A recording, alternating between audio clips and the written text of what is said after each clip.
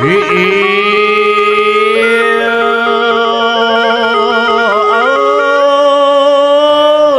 anh chơi cừu tôi cừu thòng mà cừu ngáo cừu thòng ប្រវត្តិសេនាឃ្លាំងមឿងឬអ្នកគ្រប់គ្នាតែងតែហៅថារឿងអ្នកតាឃ្លាំងមឿងក្នុងអតីតកាលកន្លងទៅហើយក្នុងរជ្ជកាលព្រះចន្ទរាជាស្ដេចគង់នៅបន្ទាយលង្វែកឆ្នាំ1502កាលជាន់នោះស្រុកខ្មែរជាស្រុកចំណុះសៀមនៅឡើយតែង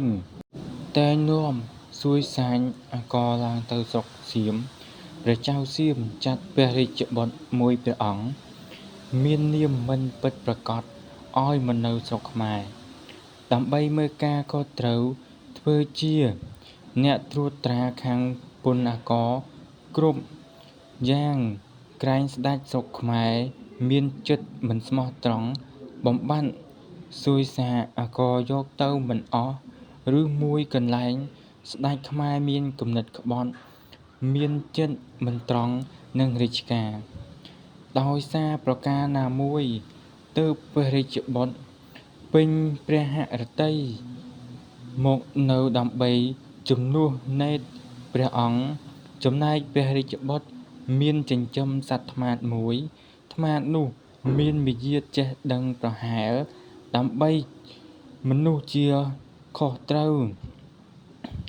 ពីសត្វដទៃចេះស្រឡាញ់ម្ចាស់ប្រើនាំសារទៅមករវាងស្រុកខ្មែរនិងស្រុកសៀមបានដោយស្ងាត់ថ្ងៃមួយព្រះចន្ទរាជាព្រួយព្រះទ័យថាព្រះចៅលោកមិនទុកព្រះហឫទ័យនឹងយើងហើយបានជាលោកចាត់ព្រះរាជបុត្រឲ្យមកមើលការខុសត្រូវផ្ទាល់ណាមួយព្រះរាជបុត្រនោះមានលំលោភបៀតបៀនមិនមានសេចក្តីគោរពកោតក្រែងបង្គាប់ឲ្យនាំយកសួយឡើងនគរខ្លួនហួសហេតុទ្រង់ទោសព្រះហឫទ័យខ្លាំងអត់ទ្រាំពុំបានក៏បង្គាប់ពួកពេជ្ឈឃាតឲ្យចាប់រាជបុត្រស្ដេចសៀមយកទៅសម្លាប់ចោលនៅក្នុងព្រៃពេលយប់ឯសត្វថ្មាតលុះព្រឹកឡើងមិនឃើញព្រះរាជបុត្រជាម្ចាស់របស់វាហើយចុះហើរឡើងរកឃើញខ្មោចនៅក្នុងព្រៃថ្មាតឃើញព្រះតម្រង់វាស្គាល់ច្បាស់ជាម្ចាស់វាក៏ចឹកពាំព្រះតម្រង់ទៅស្រុកសៀមថ្វាយព្រះបិតាព្រះចៅទតឃើញព្រះតម្រង់ទ្រង់យល់ថាព្រះរាជបុត្ររបស់ព្រះអង្គដល់ទីមង្គតហើយរឿងនេះពិតជាស្ដេចស្រុកខ្មែរសម្លាប់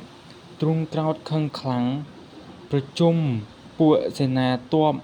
មួយរំពេចមានព្រះបន្ទូលត្រាស់បង្គាប់រឿងរួចបង្គាប់លើកទ័ពមកសងសឹកស្ដេចស្រុកខ្មែរវិញហើយមានព្រះបន្ទូលថាត្រូវតែសម្លាប់ព្រះចន្ទរាជាព្រមទាំងញាតិសាច់សាលោហិតទាំងពួកសេនាបតីហើយរឹបអូសយកទ្រព្យសម្បត្តិនិងគៀសពួកបណ្ដារាស្ត្រមកស្រុកសៀមកុំឲ្យសល់ពួកកងទ័ពក៏ចេញមកដល់បន្ទាយលង្វែកចូលឡើងព័ទ្ធចាប់ព្រះចន្ទរាជាសម្លាប់ព្រមទាំងព្រះញាតិចំណែកព្រះម្ខាងបែងជាស្នំក៏ភៀសខ្លួនរួចអំពីគ្រោះថ្នាក់ជាមួយនឹងសេនាមឿងព្រមទាំងភរិយានិងបុត្រ4នាក់ទៀតពួកកងទ័ពសៀមភៀសមនុស្សអំពីស្រុកខ្មែរដោយទាំងព្រះម្ខាងទៅជាមួយផងទាំងព្រះរាជវិញ្ញាណទាំងឥទ្ធវិញ្ញាណចំណែកមេដំរីមួយមានកូននៅក្នុងពោះឈ្មោះជំទាវប៉ាប៉ែនដែលជាព្រះទីនាំងដ៏ប្រសើរក៏ត្រូវទ័ពសៀមគៀសយកទៅដែរពួកសៀមជាន់នោះមានសេចក្តីព្យាបាទធ្វើបាបខ្មែរអស្ចារ្យណាស់ចាប់មនុស្សដល់ស្លឹកត្រចៀកដឹកយកទៅដោយសត្វធាតុស្រីណាមានកូនខ្ចី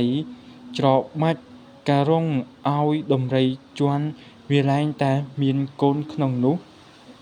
លុះទៅដល់ស្រុកសៀម នាំសេចក្តីទៅថ្វាយព្រះចៅដោយគ្រប់សពដោយសេចក្តីសងសឹកបានសម្រេចដោយប្រាថ្នាព្រះចៅទ្រង់បង្គាប់ឲ្យយកពួកខ្មែរទាំងអស់ទៅនៅមួយក្រុមជិតក្រុងហើយសន្មតឲ្យឈ្មោះថាក្រុមខ្មែរអ្នកគ្រូព្រះម្ខាងនៃប៉ែនហាក់ជាស្រីមានបុណ្យភ័ព្វវាសនាទុកណាជានាងមានគ្រោះដោយសៀមយកទៅយ៉ាងណាក៏ដោយនាងគង់នៅជាស្រីប្លែកអំពីស្រីទៀតដោយអំណាចកូនដែលនៅក្នុងគភ៌ជាមានឥទ្ធិពលឫទ្ធិអំណាចក៏បណ្ដោយឲ្យអ្នកចិត្តផងអ្នកនៅចិត្តនាងអ្នកទោសជាមួយគ្នាតែងស្រឡាញ់ចូលចិត្តអាណិតមានចិត្តសន្តោសទន់រាប់អានស្រឡាញ់ជួយឧបត្ថម្ភយកអាសានាងគ្រប់យ៉ាងលុះនាងមានកគ្រប់10 ខែក៏ប្រសូតកូនចេញមកដោយសុខសប្បាយអ្នកចិត្តខាងទាំងប្រុសទាំងស្រីជួយថែទាំទឹកក្តៅទឹកត្រជាក់អ្នកណាក៏មកមិនមានមនីមនាដោយអំណាចគុណបុណ្យតជះបារមីទារកនោះលុះប្រសូតបាន3 ថ្ងៃពួកក្រុមញាតិមួយមាត់គ្នាឲ្យឈ្មោះកូននោះថាឧទែនចំណែកមេដំរីដែលជាព្រះទីនាំងក៏កើតកូនក្នុងថ្ងៃដំណាទារកនោះដែរតែមេដំរីនោះផ្ដាច់ខ្សែទន្ទឹមទៅកើតកូននៅក្នុងព្រៃឆ្ងាយលាក់មិនឲ្យអ្នកណាមួយដឹងឡើយដរាបដល់3 ថ្ងៃទើបនាំកូនមកកាន់ទីកន្លែងដើមវិញកូនដំរីនោះមានពណ៌សម្បរព្រមទាំងរូបរាងល្អប្លែកអំពីដំរីធម្មតាអ្នករក្សាដំរីនាំដំណឹងទៅក្រាបទូលព្រះចៅសពគ្រប់ព្រះចៅពេញព្រះហឫទ័យណាស់ដំណាពីកុមារឧទែនលុះបានអាយុ5 ឆ្នាំដឹងសេចក្តីខុសត្រូវខ្លះសួររកឪពុកឯណាឪពុកដែលមិនដែលឃើញក្មេងគេឯងទៀតមានម្ដាយឪពុកខ្ញុំមិនឃើញដូចឪពុកគេម្ដាយកាលបើកូនសួររកដូច្នោះនាងណែនក្នុងទ្រុងអួអាក់ខ្លោចផ្សានិយាយប្រាប់កូនរួចក៏និយាយបន្លំរហូតតែកូននៅតែសួរនាងក៏និយាយបង្វែរមិនឲ្យសួរបានដរាបកូននោះអាយុ12 ឆ្នាំថ្ងៃមួយនឹកថាកូននោះខានប្រាប់ពុំបានក៏នាំកូនទៅកាន់ទីស្នាក់តែ2 នាក់ដំណើររឿងរ៉ាវតាំងពីដើមរហូតដល់ចុងកូនស្ដាប់បានយល់សេចក្តីសពគ្រប់ម្ដាយឲ្យអត់ទ្រាំសិនចុះកូននឹងគិតរកមធ្យោបាយដើម្បីត្រឡប់ទៅនគរវិញចំណែកកុមារឧទែនចាប់ពីថ្ងៃនោះដែលបានស្ដាប់ពាក្យម្ដាយមកខំស្វែងរករៀនសូត្រនៅវិជ្ជាគ្រប់យ៉ាងមានអក្សរជាដើមឧទែនជាកុមារឈ្លាសវៃអង្អាចក្លាហានប្លែកពីកុមារធម្មតាថ្ងៃមួយកុមារឧទែនចូលទៅសេពគប់នឹងពួកម៉ដំរីសុំខ្លួនជាអ្នកបម្រើបោកច្រាស់កន្លែងដំរីដេកដើម្បីរៀនវិជ្ជាខាងម៉ដំរីឲ្យស្ទាត់ថ្ងៃមួយព្រះចៅស្ដេចយាងមកទតរោងដំរីឃើញកុមារនោះជួយធ្វើនេះធ្វើនោះតើយកចិត្តទុកដាក់រហ័សរហួនវាងវៃមានព្រះបន្ទូលសួរថាក្មេងនេះមកពីណាម៉ដំរីក្រាបទូលតាមដំណើរដោយសពគ្រប់ទ្រង់ពេញព្រះហឫទ័យមានព្រះបន្ទូលប្រាប់ថាចូលមើលក្មេងនេះផងចាប់តាំងពីថ្ងៃនោះមកកុមារខំយកចិត្តទុកដាក់ធ្វើការដោយហ្មត់ចត់បោសសម្អាតប្រមូលអាចដំរីបត់ជាជីដើម្បីយកទៅដាំស្ពៃក៏មានគុម្ពធំប្លែកចម្លែកអំពីស្ពៃអ្នកស្រុកធម្មតាលុះស្ពៃនោះធំល្មមដកកុមារឧទែនដកយកទៅលាងយ៉ាងស្អាតរែកយកទៅថ្វាយព្រះចៅទ្រង់ទតឃើញមានព្រះបន្ទូលថាណែកុមារឯងបានស្ពៃនេះមកពីណា ប្លែកពីស្បែកធម្មតាកុមារក្រាបទូលតាមដំណើរគ្រប់សពព្រះចៅទ្រង់ប្រទានរង្វាន់និងមុខងារជាអ្នកត្រួតត្រាភ្នាក់ងារខាងដំរីដំរីជាកូនមេដំរីឈ្មោះជំទាវប៉ាត់ប៉ែនដែលជាទីនាងដ៏ប្រសើររបស់ព្រះចៅក៏ស្រាប់តែចុះព្រេងមានកិរិយាខុសប្រក្រតីកាចសាហាវមិនព្រមស្ដាប់បង្គាប់ស្រេចមកស្លាប់មិនមានអ្នកឯណាមួយអាចដឹងបានថែមទាំងធ្វើបាបអ្នកស្រុករត់បោះបោចែកជើងគ្នាចោលផ្ទះសម្បែងចូលច្បងរត់ជន់ជើងគ្នារៀងខ្លួនពួកអ្នកគង្វាលដំរីនាំសេចក្តីទៅក្រាបទូលព្រះចៅទ្រង់ចាត់ការឲ្យស៊ើបសួររកអ្នកណាដែលអង្អាចក្លាហានទៅចាប់ដំរីនោះបានពេលនោះកុមារឧទែនឆ្លើយថាខ្ញុំហ៊ានទទួលចាប់ដំរីនោះបានទើបទ្រង់ប្រគល់ការទៅឲ្យកុមារឧទែនចាត់ការយ៉ាងណាឲ្យតែចាប់បានព្រះទីនាងនោះឧទែនបង្គាប់ឲ្យប្រមូលដំរី500មកដើម្បីនឹងរើសយកដំរីណាមួយមកធ្វើធ្នាក់បានទើបរើសយកមកមេដំរីឈ្មោះជំទាវប៉ាត់ប៉ែនពេលចេញទៅចាប់កុមារឧទែនបង្គាប់ឲ្យរៀបចំពិធីបួងសួងសែនព្រេនអន្ទឹកអន្ធាំអ្នកសោកផ្អើលមកមើលកឹងកងពាសពេញមីដេះដាស់លុះសែនព្រេនរួចរាល់កុមារឧទែនបង្គាប់ឲ្យយកចេក3ស្និតអំពៅ3បាច់ព្រះរាជទានបញ្ជូនមកឲ្យឆាប់ដើម្បីនឹងធ្វើការឲ្យបានសម្រេចដូចបំណងពេលទៅដល់ព្រះទីនាងស្ទុះមករកហាក់ដូចជាប្រុងនឹងព្រិចតែបែរទៅជាថ្វាយបង្គំវិញដោយអំណាចតែជះបុណ្យបារមីនៃឧទែននិយាយទូន្មានប្រដៅថាទីនាងឯងតាំងពីថ្ងៃនេះទៅលះបង់មាយាទអាក្រក់ចេញទៅធ្វើឲ្យស្លូតល្អដូចអំពីដើមឲ្យចេកនិងអំពៅស៊ីរួចនិយាយថាឯងទៅតាមយើងថាតែប៉ុណ្ណេះស្រាប់តែដំរីដើរតាមទៅដោយស្រួលឥតចាំបាច់ចងខ្សែថ្ងៃដែលទៅយកព្រះទីនាងមកព្រះចៅទ្រង់ប្រទានរង្វាន់ឲ្យឧទែននិងប្រទានងារថាជ័យអស្ចារ្យជាសេនាខាងទ័ពដំរីនិងខាងអ្នកទាក់ដំរីព្រៃពួកអ្នករាជការទទួលស្គាល់ខ្លាចអំណាចឧទែនថាជាអ្នកមោះមុតស្ទាត់ជំនាញខាងម៉ដំរីសូម្បីតែពេលចេញទាក់ដំរីព្រៃម្ដងមិនចាំបាច់មានគ្នាច្រើនប៉ុន្មានក៏ទៅទាក់បានដែរហាក់ដូចជាហៅមកបានព្រះចៅទ្រង់ពេញនឹងទុកព្រះហឫទ័យលើជ័យអស្ចារ្យប្រហែលគ្មានអ្នកនឹងព្រះរាជបុត្ររបស់ព្រះអង្គលុះដល់អាយុ16ឆ្នាំជ័យអស្ចារ្យភ្នូននឹកដល់បំណងដើមក៏រំពឹងគិតរកឧបាយណាមួយនឹងដោះខ្លួនចេញអំពីកណ្ដាប់ដៃសៀមហើយទៅនៅស្រុកខ្មែរសោយរាជ្យស្នងព្រះបិតានិងនាំយកមនុស្សអំពីស្រុកសៀមឲ្យបានសម្រេចដោយសេចក្តីបំណងទើបដើរនយោបាយចាត់មនុស្ស15នាក់ដែលជាមនុស្សទុកចិត្តជិតស្និទ្ធដោយបងប្អូនបង្កើតធ្វើជាយនឹងឈើជើងដំរីឲ្យយកជាយច្របាច់អាចដំរីញាត់ឲ្យណែនទុកឲ្យស្ងួតចាក់រាយតាមស្ទឹងឬផ្លូវយក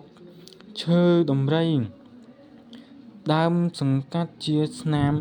ជាន់ដូចជាដំរីដើរមែនដើម្បីឲ្យអ្នកស្រុកឃើញហើយនាំព័ត៌មាននោះក្រាបទូលព្រះចៅនឹងទ្រង់ចាត់ឲ្យសេនាអស្ចារ្យខ្លួនទៅតាមទាក់មិនខានម្យ៉ាងទៀតដើម្បីឲ្យពលដែលព្រះចៅចាត់ឲ្យទៅជាមួយជឿជាក់ក្នុងចិត្តថាជា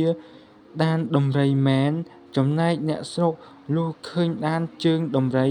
និងអាចដំរីធំៗអណ្ដែតតាមទឹកមកដូច្នោះ ក៏នាំសេចក្តីនោះទៅក្រាបទូលព្រះចៅ ព្រះចៅទ្រង់ប្រើជ័យអស្ចារ្យឲ្យទៅទាក់ដំរីព្រៃ ដែលមានដានជើងធំៗនោះ ជ័យអស្ចារ្យក្រាបទូលថា សូមព្រះមេត្តាប្រោស បើទ្រង់សព្វព្រះហឫទ័យចង់បានដំរីបែបនោះ លុះតែមានគ្នាច្រើន និងដំរីធ្នាក់ដ៏ច្រើន ហើយឲ្យមនុស្សដែលទៅជាមួយទូលព្រះបង្គំ ទាំងប៉ុន្មានស្ដាប់បង្គាប់ទូលព្រះបង្គំ ទើបធ្វើការនោះបាន ពេលចេញទៅសូមព្រះអង្គមេត្តាអនុញ្ញាតឲ្យធ្វើពិធីបួងសួងផងឲ្យ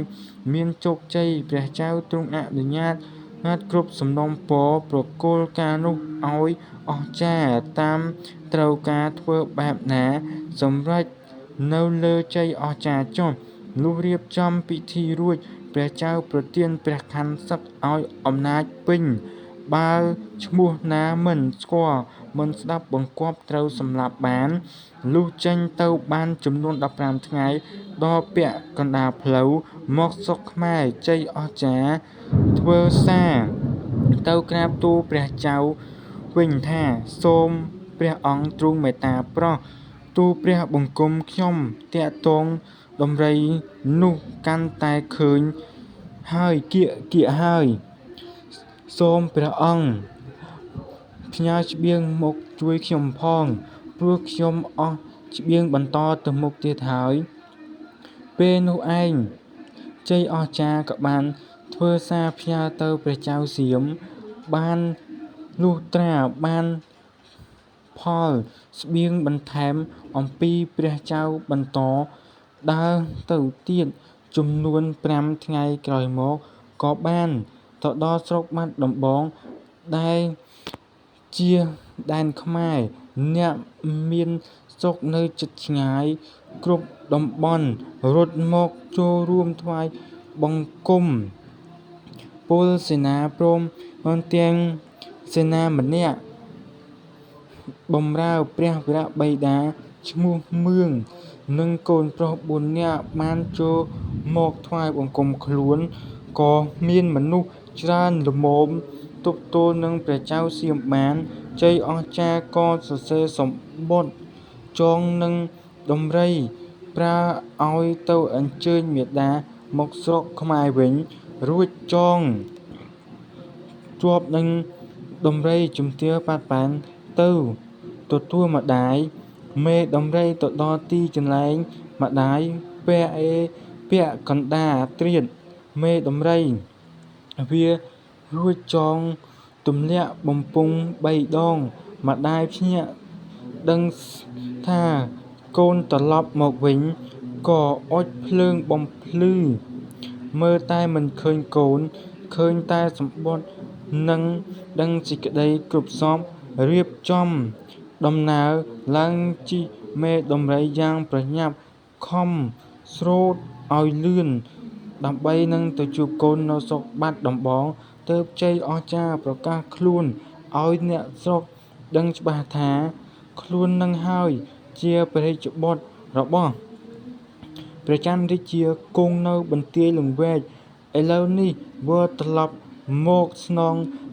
រាជសម្បត្តិជំនួសបិតា រឿងនេះមិនបានស្ងាត់ជ្រាបដល់ព្រះចៅសៀម ទ្រង់ខឹងព្រះហឫទ័យច្រូតខ្លាំងណាស់ ជាពន់ពេកនឹងទតព្រះហឫទ័យ ប្រជុំពួកសេនាមកប្រាប់ថាជ័យអស្ចារ្យប្រើឧបាយបោកបញ្ឆោតព្រះយកព្រះខ័នសឹក ព្រមទាំងទ្រព្យមានវិញ្ញាណឥតវិញ្ញាណរត់ទៅស្រុកខ្មែរ ហេតុនេះត្រូវលើកទ័ពតាមទៅដណ្ដើមយកមកវិញឲ្យបាន ហើយចាប់ជ័យអស្ចារ្យសម្លាប់ឲ្យផុតពូជព្រះច័ន្ទរាជា ព្រមទាំងពូជព្រះរាជការទាំងប៉ុន្មានកុំឲ្យសល់ ជ័យអស្ចារ្យបានដំណឹងច្បាស់ថា ព្រះចៅសៀមលើកទ័ពមកតាមដូច្នោះ ទ្រង់ជំនុំនឹងសេនាទាំងថាឥឡូវសេនាយើងនឹងគ្រឿងអាវុធផ វត្តរបស់យើងមិនទាន់ពុំសូវបរិបូរណ៍ឡើយតើអ្នករកគ្នាកើតរកឧបាយបែបណាឲ្យមានជ័យជំនះពេលនេះសេនាទាំងអស់មិនមានអ្នកណាមួយហ៊ានឆ្លើយហើយទទួលធានាអះអាងសោះមានតែសេនាមឿងឆ្លើយធានាអះអាងតទល់នឹងទ័ពសៀមដោយឧបាយមួយចម្លែកគឺហ៊ានប្តូរជីវិតដើម្បីនឹងទៅកន្លែងពលខ្មោចធ្វើជាទ័ពជាច្បាំងនឹងពលសៀមទើបបង្គាប់ឲ្យជីករណ្ដៅទំហំ4ម៉ែត្រ4ជ្រុងជម្រៅ4ម៉ែត្ររួចឲ្យដាក់គ្រឿងសត្រាវុធក្នុងរណ្ដៅនោះដើម្បីនឹងលោតទៅឲ្យភ្ជង់ស្លាប់ពាក្យអាវាតលោកប្រកាសថាសូមឲ្យអស់លោកខំប្រឹងយកចិត្តទុកដាក់ក្នុងរឿងចម្បាំងពេលនេះដើម្បីរំដោះដែនដីខ្មែរឲ្យបានរួចអំពីកណ្ដាប់ដៃបច្ឆាមិត្តចំណែកខ្ញុំធានានឹងខាងទ័ពខ្មោចសូមអស់លោកសង្ឃឹមទុកចុះបើខ្ញុំស្លាប់ទៅបាន7ថ្ងៃឬសូរសន្ធឹករហោជាសំឡេងផ្គរលាន់យើងនឹងមានជ័យជំនះលុះផ្ដាំរួចរាល់លោតចុះទៅក្នុងរណ្ដៅប្រពន្ធឃើញប្តីលោតដូច្នោះក៏លោតទៅតាមជាមួយនឹងប្តីព្រមទាំងកូនប្រុស2នាក់ស្លាប់ជាមួយគ្នាដល់ថ្ងៃជាគំ7លាន់ឬសូរសន្ធឹកដោយការផ្ដាំមែនទ័ពសៀមចូលដល់បាត់ដំបងឆ្លងចូលមកអូមួយសពថ្ងៃហៅថាអូស្វាយដូនកែវជូនគ្នានឹងទ័ពជ័យអស្ចារ្យទ័ពខ្មោចចេញសម្ដែងរឹតធ្វើឲ្យពលសៀមវិលមុខចុកពោះចុកក្អួតដួលខ្លួនឯងស្រួលទ័ពព្រះជ័យអស្ចារ្យចូលទៅកាប់សម្លាប់អស់ធ្វើឲ្យពួកកងទ័ពសៀមទប់ទល់មិនបានថយទៅដល់បាត់ដំបងធ្វើសារទៅកាន់ទូលព្រះចៅតាមដំណើរគ្រប់សពព្រះចៅទ្រង់ជ្រាបឲ្យថយត្រឡប់ទៅស្រុកសៀមវិញចំណែកពួកទ័ពព្រះជ័យអស្ចារ្យនាំគ្នាត្រឡប់កាន់បន្ទាយវិញសពថ្ងៃគេហៅថាបន្ទាយជ័យចាប់ផ្ដើមពីពេលនោះមកព្រះជ័យអស្ចារ្យបានទទួលព្រះរាជាភិសេកសោយរាជ្យនិងទទួលនាមថាព្រះជ័យជេស្តាព្រះចៅក្រុងកម្ពុជាធិបតីគង់នៅបន្ទាយជ័យលុះព្រះអង្គបានឡើងសោយរាជ្យសម្បត្តិសុខសាន្តហើយទ្រង់នឹកឃើញគុណឧបការៈសេនាមឿងដែលស៊ូប្តូរជីវិតចំពោះព្រះអង្គនិងចំពោះទឹកដីខ្មែរទ្រង់ក៏ចាត់ឲ្យធ្វើបុណ្យឧទ្ទិសផលដល់ដួងវិញ្ញាណក្ខន្ធរបស់សេនាមឿងយ៉ាងឧឡារិកអស្ចារ្យជាប់ជាទំនៀមទម្លាប់មកដល់សពថ្ងៃនេះហៅថាធ្វើបុណ្យឡើងអ្នកតាឃ្លាំងមឿងទៅវិញសូមអរគុណពុកម៉ែបងប្អូនទាំងអស់គ្នាបើសិនជាចូលចិត្តវីដេអូនេះសូមជួយចុច like និង subscribe ម្នាក់មួយដើម្បីនឹងទទួលបានវីដេអូថ្មីទៀត